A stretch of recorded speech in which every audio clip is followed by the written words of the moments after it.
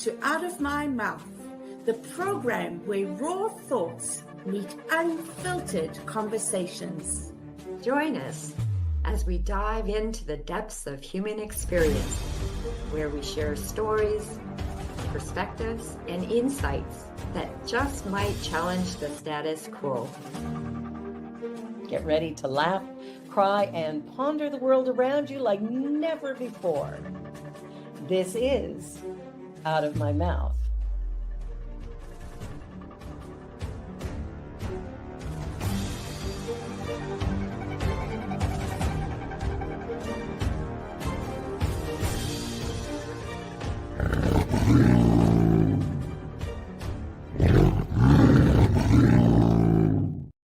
The views and opinions of our guest and hosts do not necessarily reflect those of New Thought Media Network, or any organization we may be affiliated with.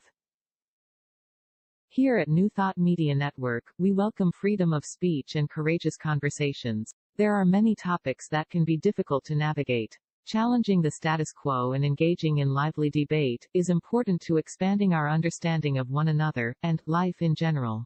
Creating a peaceful world doesn't happen because no one disagrees, it happens from a willingness to understanding one another. In our programming, we strive to expand consciousness and assist people in creating remarkable lives. Your comments are welcome at info@ntmedia.org. Good afternoon and welcome to a Wednesday afternoon celebration. No, out of my mouth. And it's a celebration. I'm Barbara Jean. And I'm Marg, and you are watching Out of My Mouth, where we talk about real life circumstances, experiences. And I'm going to ask if Barbara would like to do our land acknowledgement, please. Absolutely. In the spirit of reconciliation and peace, we are grateful for the opportunity to meet on these sacred lands. We thank the generations of people who have taken care of this land for thousands of years. We recognize our oneness. We realize our history, and we choose to create a new reality. We are one. Miigwech. Thank you, Barbara. It's my honor, privilege. I'm happy to introduce Mel Horvath-Lucid. Mel was ordained in 2014 in the Spiritualist tradition. She's a mediator and a spiritual director. She is also a healthy congregation facilitator with additional education, working with congregations through times of change and transition. And I'm guessing she works with people individually as well, doing those same things. She resides in Waterloo and works in Restorative Justice. She is a creative who enjoys writing, painting, singing, and is a lifelong learner with a deep passion for spirituality, psychology, sexuality, and restorative justice. Welcome, Mel, the author of A Serious Case of the Cants. Hi, Mel. Hey, good to see you again. Good to see you. Oh, thank you for showing Mel's book, Barbara. And before we begin, I want to ask, is this a child's book or an adult book? And what would you like us to take away today? Generally speaking, when I write stories that are for all ages, and usually they have a moral theme or undertone to them. So my hope is that any age could take something from the book and apply it to their learning and their lives. It absolutely is good for every age. What I love is, as you expressed, we're getting the can'ts and don'ts and won'ts and no's and this and that from everybody around us from the beginning of time till probably today. And getting to that place of going, wait a minute, I can do anything I set my mind to. This is a powerful message. I'm so in love with this book. I keep buying copies and giving them away to different people, kids and adults, because it's really a great message. So thank you. Yeah, definitely the piece, for context, when I wrote it, it was actually 2011. And I was working in a congregation at the time, and I was asked to do something congregationally, and I was talking with my son, who's now 19, and he just kept saying to me, I can't, to basically to basically everything. And so this story was an attempt to, I think, reconcile. In reflection now, many years later, it was like my first attempt or review of looking at my life and how stifled I was from pursuing the things that felt natural to me, and engaging in the things that I wanted to. So I wanted my kids to have a different message than the one that I was raised with. Oh, that's so important. Thank you. Your kids, I'm sure, they may not tell you how grateful they are today, but I'm sure the day will come when they will clearly articulate that. It does make a big difference. On a side, I know we're talking about the book, but I'm curious to know what you said to your son who was saying, I can't. How did you navigate that? Yeah, so for me, it was figuring out what he could do next, what step he could take. So one of the things that I listened for in rooms that I'm in and in conversations that I'm having is particularly, and not to roast anyone or burn anyone, but you'll definitely notice when you say it now, or when you hear it, which is, I would just like to hope that. And similar to I can't, hope can become this passive thing. And so for me, whether it's reminding somebody that they're at choice, where do you choice, what's your next choice? Or in the context of hope, generally speaking, I identify three possibilities. What is a goal you have towards this hope that you have? See multiple pathways, right? And then the third one is, do you believe you can do it? Because one of those three things is missing. Hey, I'd like to hope, but I have no tangible goal or step I'm taking toward it. Or I genuinely don't believe I can do it, but I'd like to hope. And so it's for me in that context, and as I continue to do my own work, it's actually reminding myself I'm at choice. What is my next choice? And what can I do today toward this goal that I have? I love that. Thank you. Yeah. What can I do today is a great message, because there's always something we can do, even if we can't get like right to the goal line, so to speak. We can definitely take a little baby step, maybe. I like that. I like that a lot, actually. And I noticed I was noticing a quote in the back that was so good. Be fearless, be brave, be bold, love yourself. Haruki Murakami. That's, I think we spend so much time trying to be accepted by others that we've missed out on the journey of being ourselves. Yeah, I just wrote here, co-opting one another's lives. And I think the example of parent and child gives this narrative the most voice, but it's the moment where we start to realize as parents that we're imposing our dreams, our beliefs, on our children. And that can be very valuable. That can be a very beautiful thing. Here's what I cherish. Here's what I treasure. Is a healthy version of that. But here's what you cherish. Here's what you'll treasure. Here's what you'll do. Here's what education is valuable. Here's how we behave in the world. Here's how you're going to do this. And so when I think about it, I actually find myself looking at the ways for which we're so incredibly out of consent with ourselves. And so we're out of consent with one another. And our world has really done a good job of asking us to do that, colonization particularly. Step out of yourself and then do these things external to yourself that are going to make you, happy and fulfilled, and they don't. And so we meet. miserable, and we meet loneliness and isolation as a result, because you're right, we're sacrificing our very selves, we're sacrificing our essence, we're sacrificing who we are and what we believe in. And this book, the context I was writing in, was, in my opinion, a lot more softer subject matter than I'm writing about 5 years later. I was talking about, not having the choice to um, take the type of education that's valuable, right? The devaluing of the arts and the elevation of institutionalized learning, for example, Yeah. and talking about the ways that fear lead, and what it sounds like, and articulating that over and over again, and talking about the times for which others' fears are projected onto us, and then we start to make decisions to play small, to be more narrow, to protect ourselves.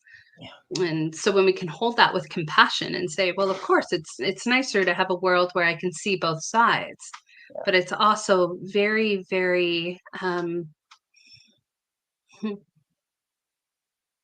dead is the word that keeps coming to mind. Right? Like there's Good word. nothing there. I'm going to know everything that's going to happen because there's nothing there, including me not there.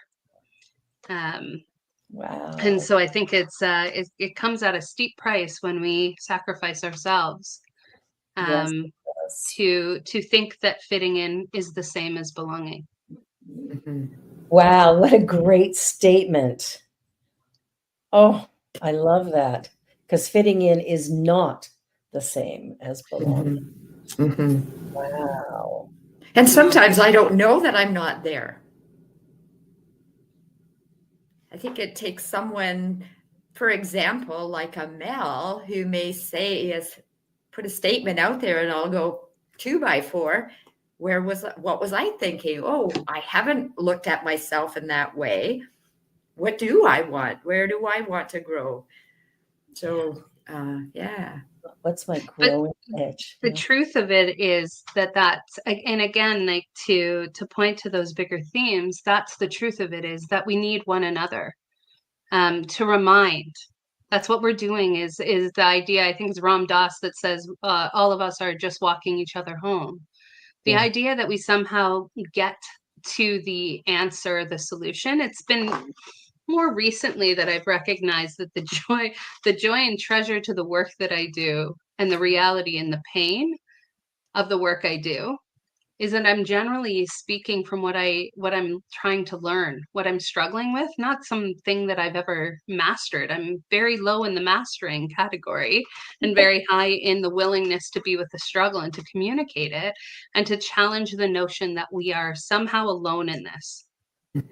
That is really it, is that it's naming a thing, and it's staying with it. And I was thinking about coming on here today, and I was thinking about the story of this book, which again I wrote in 2011. I was supposed to publish it in 2015.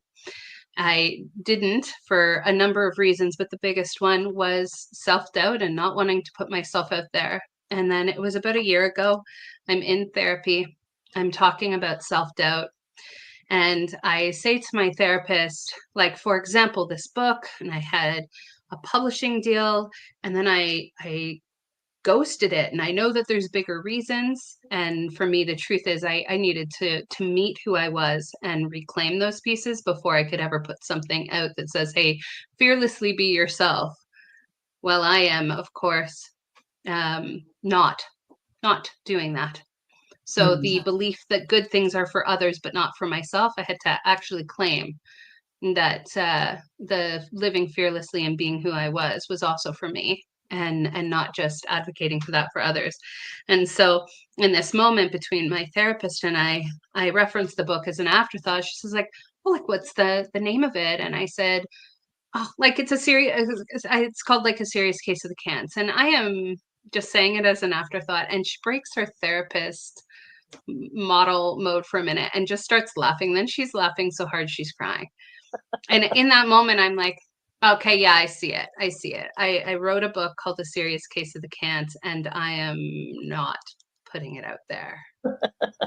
Right. And so it isn't that we magically get it, it's that we get more capacity rich to be with our own struggle, to be with that of others in their struggle, and to realize that that's part of what connects us, and then to meet that over and over again, and to really, really actively choose authenticity, choose vulnerability, choose realness. That's the practice. We can practice anything. So it's choosing to practice that. And so really for me, that's what this first publication was about, was do the damn thing, put it out there. And then hopefully for book 2 and 3, which are getting ready to come out next year and the year after, it'll be easier. Yeah. Yeah, I'm sure it will be. I'm sure it will be. The the message in this book for me is, it's so important, because I know I've lived my whole life. I'll be 68 in 2 months, and I'm living my life like, I'm still 8 and haven't got a clue who the hell I am. You see that self-doubt come up and all that kind of stuff. And it's like, that has to stop. Like at some point in time, we have to sit back and go, wait a minute, what people think of me is none of my business, because it's coming from their perception. So it's really not about me anyway. And just beginning to change that narrative. And that's something that for the last 2 years has been really high on my radar, to begin to change that. So I'm reading the book going, oh yeah, here's a little reminder of the work you've been doing. Give up these ideas that you can't do something, or that, somebody might judge you for doing it. Well, so what if they do? Big deal. But it's interesting how we get caught in that, even as adults. So the book is good for every age. Thank you for that. We do. We meet it. Can we meet it? Yeah. I'm going to ask either you, Barbara, or you, Mel, or both of you, I'm reading an excerpt out of the book. Is there something that you would like to highlight, your favorite part of the book? A page. Oh, good question. Good question. Give me You too. Give it some ponder there, Mel. If you were to. Well, I know mine. Oh, mine is actually the dedication to really not only my children, but to every single one of us and the child in us, that says, be you, the world will adjust. Like the concept of it wasn't even the book, it was the dedication, but it's this bigger than my own children, kind of speaking to the inner child of all of us. It's like our world is in a pretty challenging place, and a pretty possibility rich place, all at the same time. Yeah. And the determining factor will be how many of us can risk the courage of waking up, opening our eyes, and being exactly who we are authentically.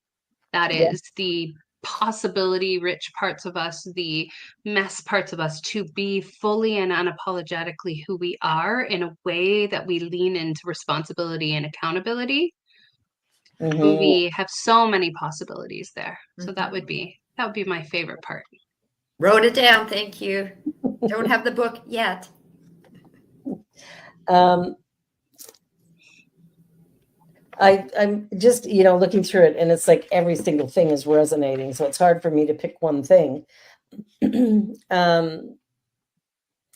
saw the world and kept their mind free, and the things they would come to see.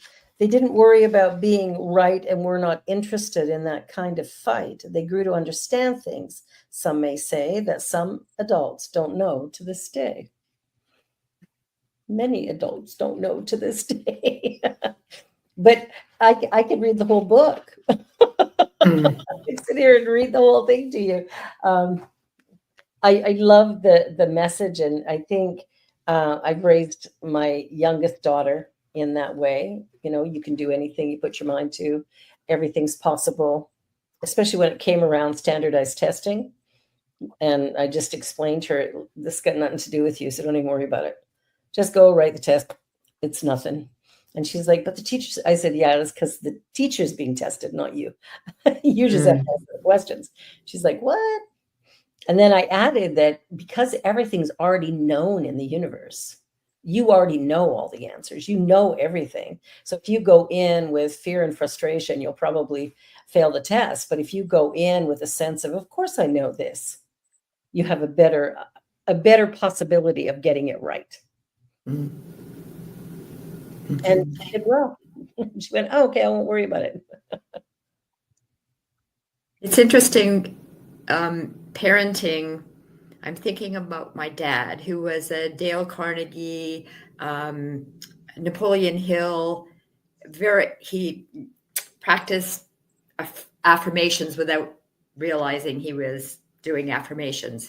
And he'd say, Margie, actually, you can do anything you want.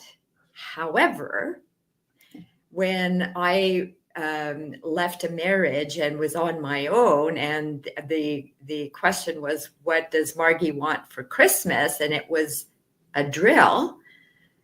He was like, well, why would she want that? I can do it, like, in other words, I wasn't a man. So there was often mixed messages. And I'm sure as a parent, I have done the same thing, saying, yes, you can do it. However, I can't think of an example. So I guess following through with, what am I trying to say here? I think it's easy sometimes to say things, but actually to practice them is a different story. Mm-hmm. And to catch our biases, our influences. Like I just circled, don't go down the rabbit hole of gender roles on my page. Yeah. But the idea that we've been fed a narrative mm-hmm. that certain people can do certain things and certain people do other things. And it's a narrative. It's not truth. It's not truth. We're far more interesting and capacity rich as people. When I think about, though, the idea of parenting children, I think equally about what it means to parent myself now, to be the loving parent for me that I didn't have when I was younger. And that doesn't mean that my mom didn't contribute lots of amazing things, but it does mean that there's points where we have this choice to grow up to be who we really needed in our lives. And maybe we didn't experience that and we don't have that reference point. And so when I wrote this book, I don't think I could have said that. I don't think I would have even thought or caught that how much of the lens of learned helplessness or victim mentality I was looking through or thinking. So when I started, I remember thinking, I believed the messages that I couldn't do X, Y, or Z. And I think about and reflect on my journey more now than ever. I wrote completely backwards until I was 8 years old. Right. So this isn't my writing, my creativity doesn't come from some learned and academic space. It actually comes from the inability to communicate other ways, which is common for people who've experienced certain types of trauma. That then writing became almost the only way I could express. And so when I look back to the type of can't that I'm talking about the parts of me that believed I wasn't capable of doing things that I was capable of. Yeah. That's a key piece. And so learned helplessness is where power was over me at a point. And there was value to keeping me in that state of helplessness. And, we don't know what of many infinite motivations people have, but even the idea of you don't need to do that, I can do that for you, mm-hmm. can be meeting that need of this is how I feel, valued is if I can give something to you. And then it creates this unhealthy belief maybe in another that they can't do it. And so for me, it's been asking, what does it look like to become biased towards learned choicefulness, to choose?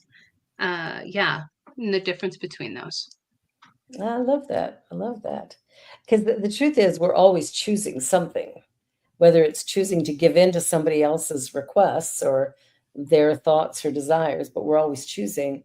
And if we've been, I know for me, one of the things that I've had to overcome is allowing, people to help me with things and whatnot. My mom would give us a task to do, and we always did it wrong. And then she would go, "Oh, you guys are useless." And she'd come in and do it herself. So I was sort of raised with a message of being incapable. I can do stuff, but I'm incapable of doing it correctly. And that's been a bit of a hurdle. Howdy from Calgary there, Wayne. Glad you're here. I'm originally from Calgary as well.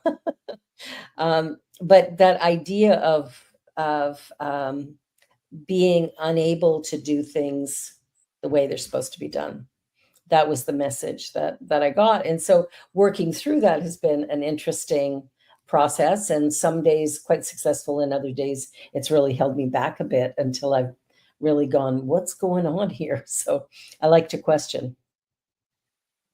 Yeah, and the other piece of that is that you said, hey, we're always choosing, and I would say, oh yeah, absolutely, and we're always practicing.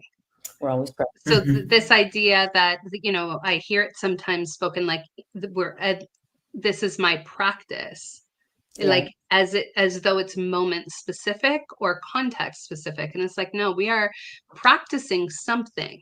Every single moment. Are we doing it consciously, unconsciously, with intention, unintentionally? And the answer is all of it, of course.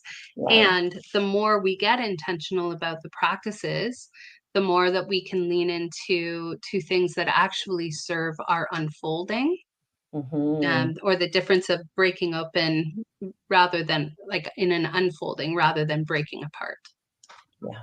I love that. I love that. Well, we're getting to our halfway point here. So quick, so fast, hard to believe. You're watching Out of My Mouth on the New Thought Media Network, and we're going to take a brief commercial break. So please don't go away. Stick around. There's going to be lots more with Mel, and believe me, she is worth listening to. We'll be right back. Please help us say thank you to our organizational sponsors, including the Hepperlin Foundation, Affiliated New Thought Network, International New Thought Alliance, Science of Mind Archives and Library Foundation, Center for Spiritual Living Denver, Center for Spiritual Living Midtown, New Thought Philadelphia, Planned Happiness Institute, Summit Center for Spiritual Living, One Heart Retreats, Center for Spiritual Living on the Lake, Unity Spiritual Center, Kitchener, Om Center for Spiritual Living, La Mesa, Satya Center, Center for Spiritual Living, North Jersey, Unity of Savannah, and Center for Spiritual Living, Seattle, as well as all of our individual donors. Thank you for making New Thought Media Network a place to be. Please come be you. And remember, like, share, and subscribe. New Thought Media Network, positively inspiring.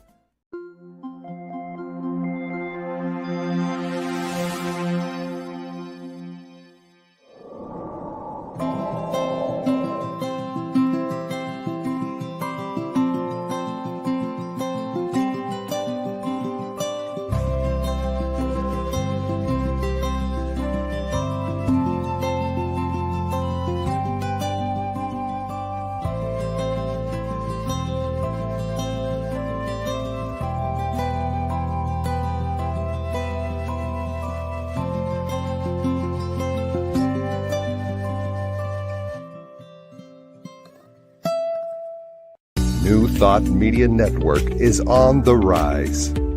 We're looking to grow with you. Do you have technical media experience, or perhaps a desire to learn? Are you willing to volunteer your precious time and attention? We share this message to benefit all. If you possess a computer with a camera and a microphone, we will share our knowledge with you.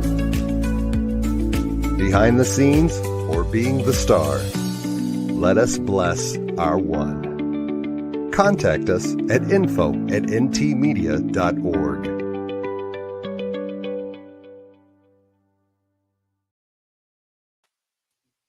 And we're back. You're watching Out of My Mouth here on the New Thought Media Network, and our wonderful guest, Mel Horvath-Lucid. And we're just so delighted to share stories about her new book and all that that means. And I was just taking a quick little peek here, and I love how you started it.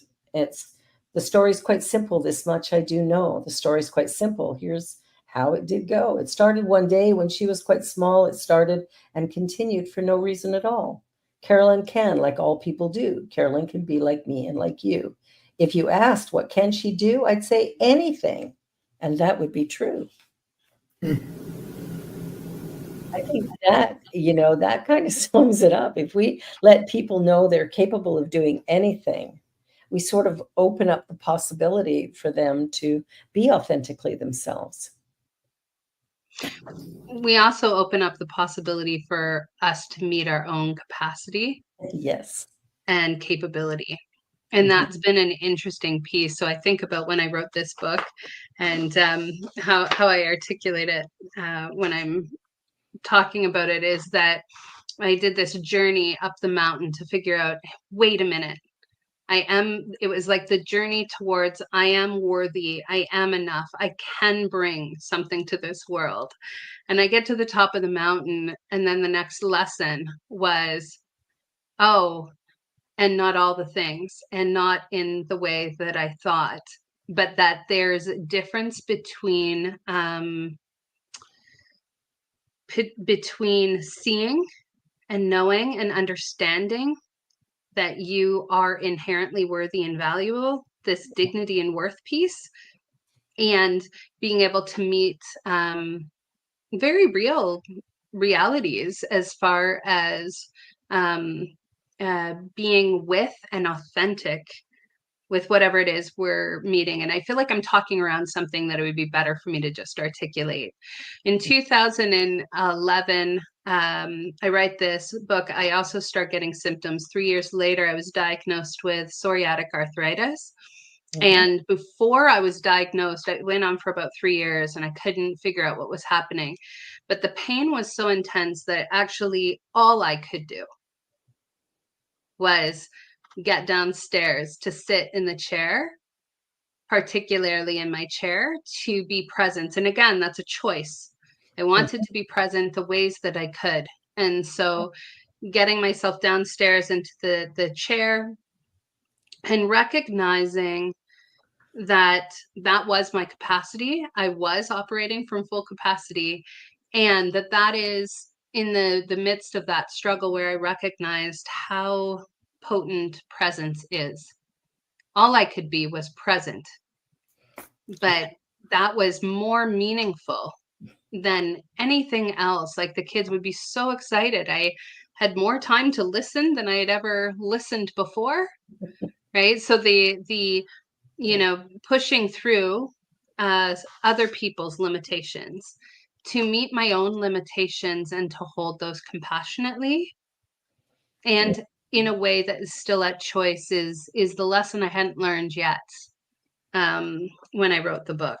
And so it's now though why I so fiercely think about choice and change. And I think about the ways for which coming out queer only 5 years ago, loudly the last 2, whether it's related to my gender or sexual orientation or just the way I see the world in general, I didn't have choice. And there were repercussions if I made a choice to be me. The ways for which we interrupt each other's being authentic and with our outdated narratives is a piece that I encourage us to challenge, where really what we're upholding is the bigger value of we all need to be able to be at choice and to naturalize change. If we're doing a spiritual journey, it's going to look like change. And more change. And what a healthy thing. What a healthy thing. It is. You can change. It's okay, right? The chrysalis to the butterfly. it's okay, you can change, but how sticky those areas where are changed then, oh no, don't be this, that will impact this. And so again, as little people already we think, oh my goodness, I could be upsetting the whole, family line, not going into the family business and doing this other thing instead. Yeah. And I could be upsetting my whole internal self. So it's been interesting to watch my health improve as I've come into authenticity of who I am.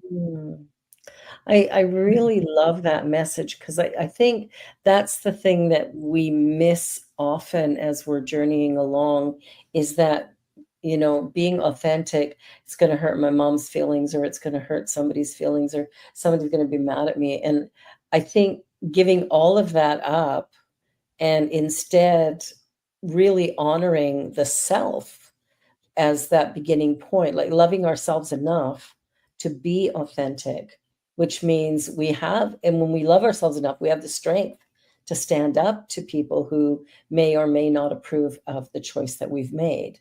Like, it's only recently that I started talking about being queer. And I think that for me, the scariest part was having that conversation with my husband, to sit back and say, by the way, I'm bisexual.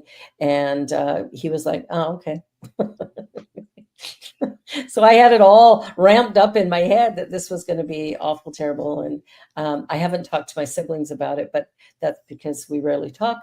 But my children I've talked to. And I think the fear that we have of letting people know who we really are is so debilitating. And what I loved about your book is it just sort of knocks down some of that, some of those barriers, so that we can actually clearly see that there is truly a benefit, not just to me, but to all of humanity, all life everywhere. If we are authentic, we tend to live more peaceful, loving lives, and we're kinder to each other. And I think that is something our world could really use, a little bit more kindness and respect, etc. So yeah. Yeah, it's Mel, I'm feeling emotion around your recognizing your presence being important. As you both know, I've had a health challenge in the past 2.5+ years, and I don't look a lot like I used to look. And so I'm often concerned how people will see me, and that my presence, I don't look like I did, and I look unwell and whatever. So what I'm going to do from your words, Mel, is try and remember that it's my presence and not my appearance. That, I'll bring my presence forward. And also the narrative that I have and had in the past about I cannot speak. You both know the story about me going on the board. I don't know how many years ago. Yeah, sure, I'll go on the board, but don't ever ask me to speak. And then I was asked to come on the cafe show, Now Out of My Mouth. And I remember telling Mel, and Mel goes, say what now? I think it requires speaking. Mark, did they go? No, she was like, are you celebrating? Come on, let's celebrate. Of course. Let's celebrate growth. That's quite truly what it's about, is to, again, we are the medicine, right? And even challenging to the bullshit around bodies. Yeah. The second we find any charge other than that's a person, so we're looking at somebody or we're looking at ourselves in the mirror, if there's anything other than I'm a human being, part of a common humanity. If there's anything else, that becomes our work. And we can start to address that so that we are seeing humans first. I really, really want to go back to a serious case of the Cants, and really what I'm pointing to is systemic oppression, because it's different. I was at an interfaith breakfast not that long ago, and Paula Whitlow, who's the co-director for Waterloo region from which I reside, Indigenous elder, and co-director too, which by the way is just very decolonizing all on its own with Fazia. So they already don't follow the model. They're the only people that work for the region that do a co-director type gig. And asked what it is that Indigenous people in Waterloo region need most. She replied this: space. Not just physical space, but space to resuscitate. Yeah. Space to resuscitate language, space to resuscitate wardrobe and expression and ways of being and language. And it stuck with me because it's translatable to almost every single thing. It's translatable to the book I wrote and the ways for which we move out of consent with ourselves and one another, and we're in each other's space, telling each other what to do, to the ways for which we don't give space for. We talk in certain ways that, maybe in respect to the rainbow community, it can be talking in ways that assume heteronormative experiences, and or looking at somebody who's bisexual and maybe in an opposite assigned sex at birth relationship and say, oh, then they're heterosexual based on what I just looked at. So there's so much we don't know under the surface of ourselves, but we oftentimes have been conditioned to not give each other simply room to be, room to breathe. And so a lot of what I'm doing right now in my own life is resuscitating my queerness, resuscitating the language I was denied, resuscitating the aspects of myself that I were told weren't valuable. And that's part of me going back to my roots as ancestors who are makers and work with the earth and care about the creation from that way, going back there and reclaiming and liberating and valuing and cherishing those parts. And so as we excavate and cherish more parts, we start to create more room. And when I think about, as a white-bodied person, how many times, what it would be like, actually the opposite experience, what it would be like to have to go hours, and I speak of race here, hours to try to find the ingredients for the food that I eat. Oh my gosh, yes. Unable to hear music that my ear and heart and soul recognize. Unable to find the wardrobe or wear the type of outfit or expression that matches me. We don't just do this in one way. We've done this across the board. And so for those of us which the life experience, the music, the food, the look of the atmosphere, the activities match what we know, we will find it harder to realize what we are missing. And so that is a certain type of violence that I don't think we realize. And it's definitely something that I've only awakened to as I've come into the authenticity of who I am, to feel how painful it is to have aspects of me dismissed.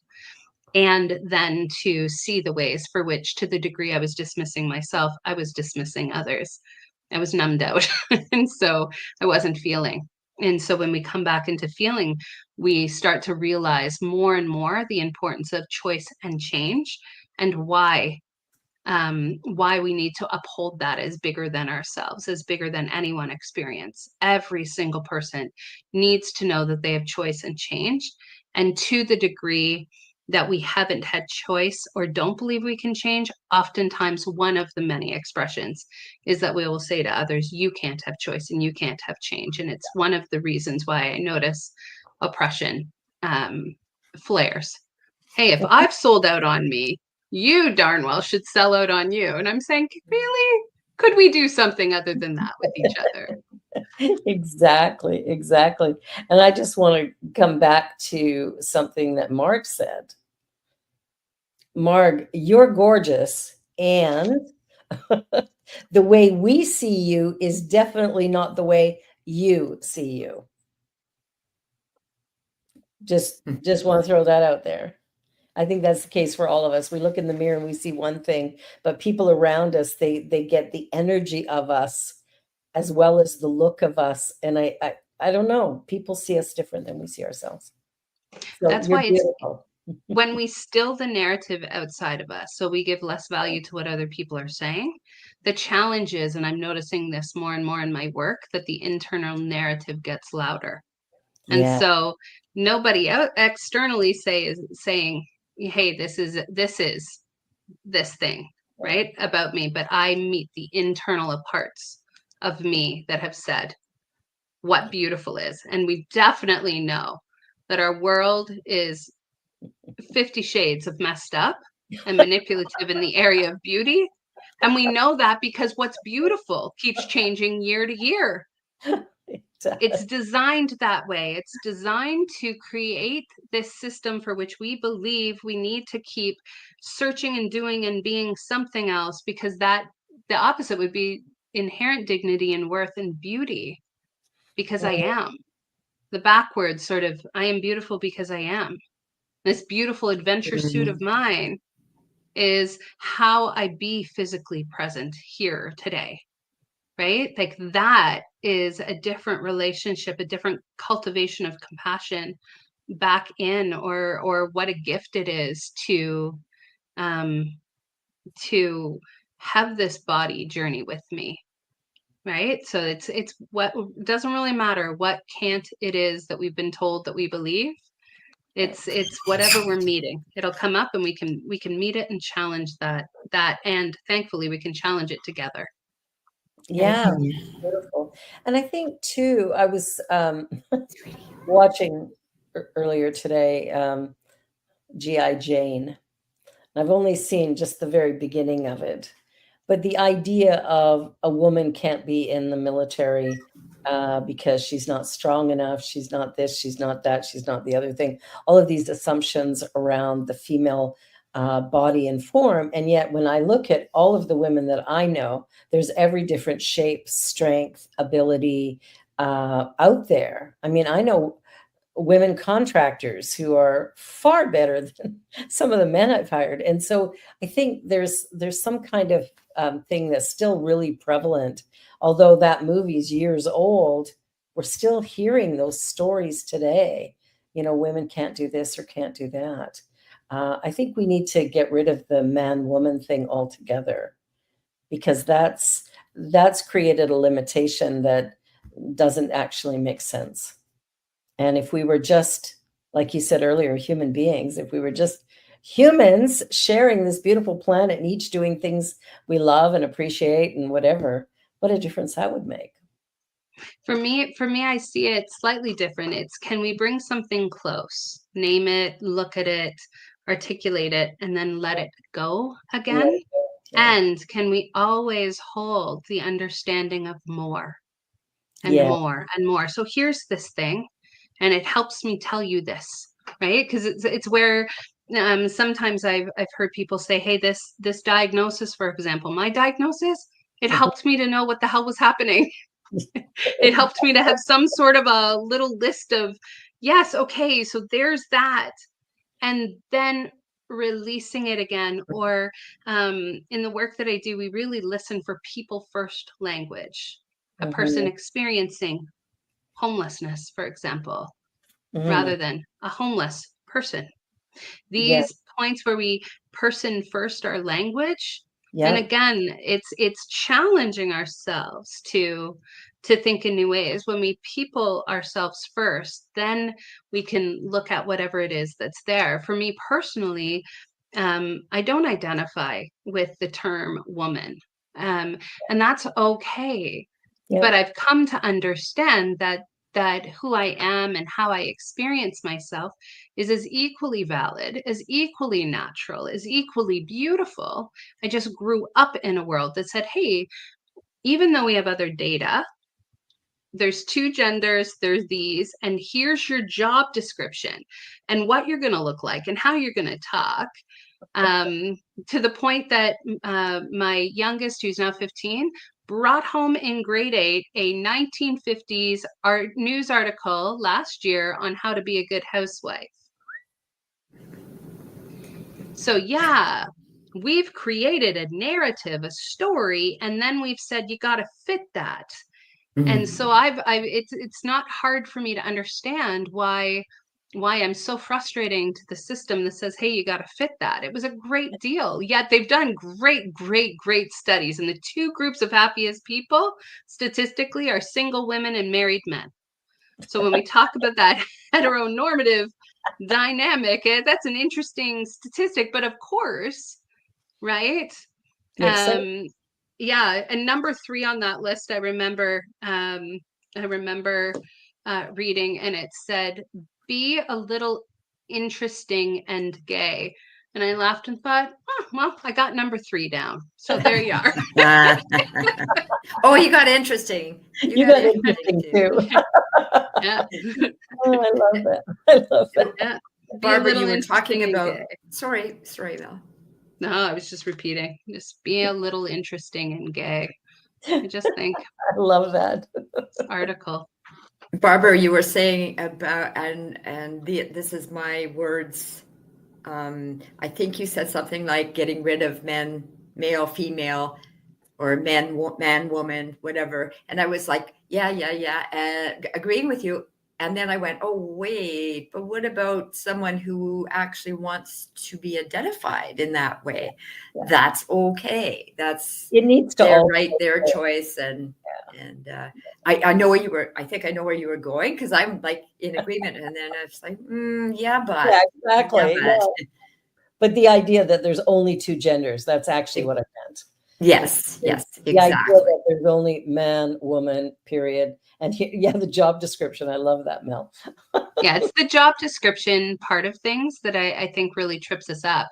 Because again, if we're at choice and we can change, I would imagine what a healthy relationship could look like when we think about domestic cohabitation.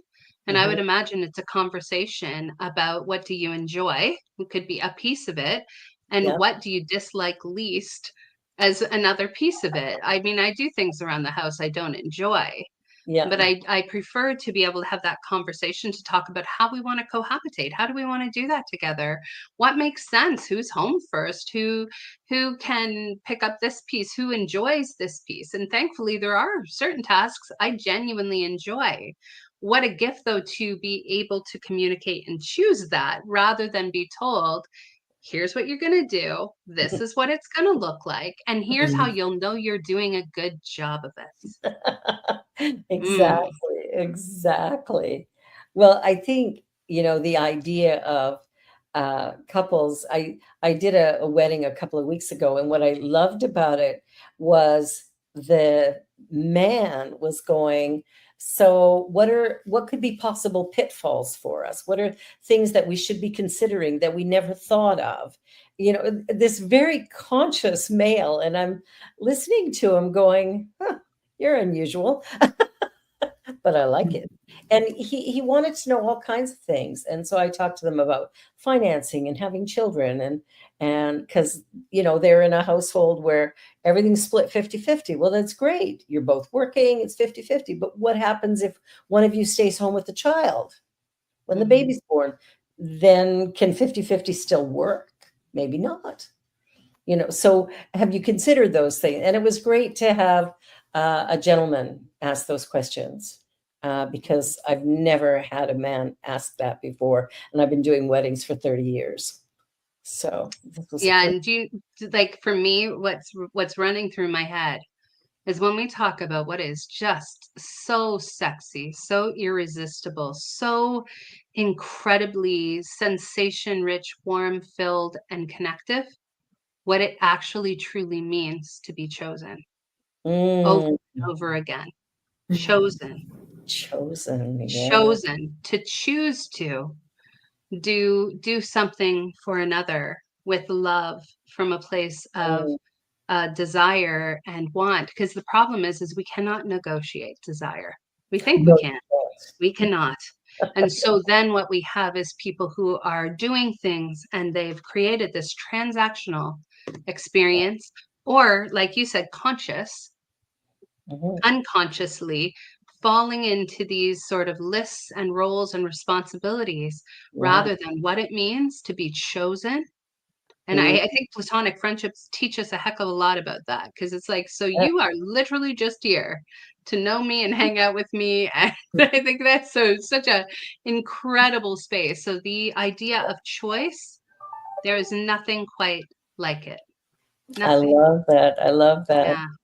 And I thank you for that, because I've had some major health issues for a number of years. And as a result of that, it definitely dampens the sex life, shall we say, when your body is in extreme pain. Like I've had double hip replacement and I have spinal stenosis. So there's things that definitely can interrupt. And to be in a relationship where I'm still number one, without hesitation, reservation, it's like that.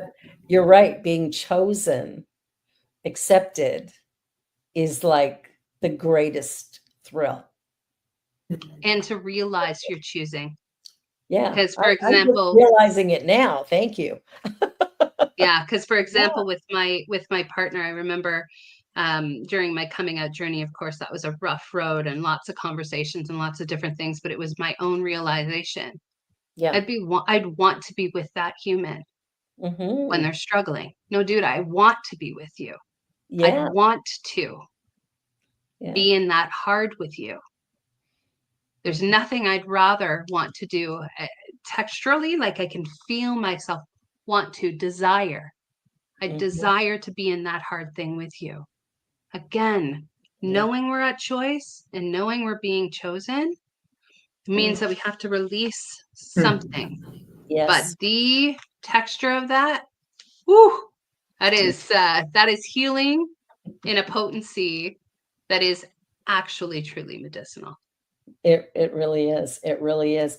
Well, now we're down to our last couple minutes. Man, time flies when you're around.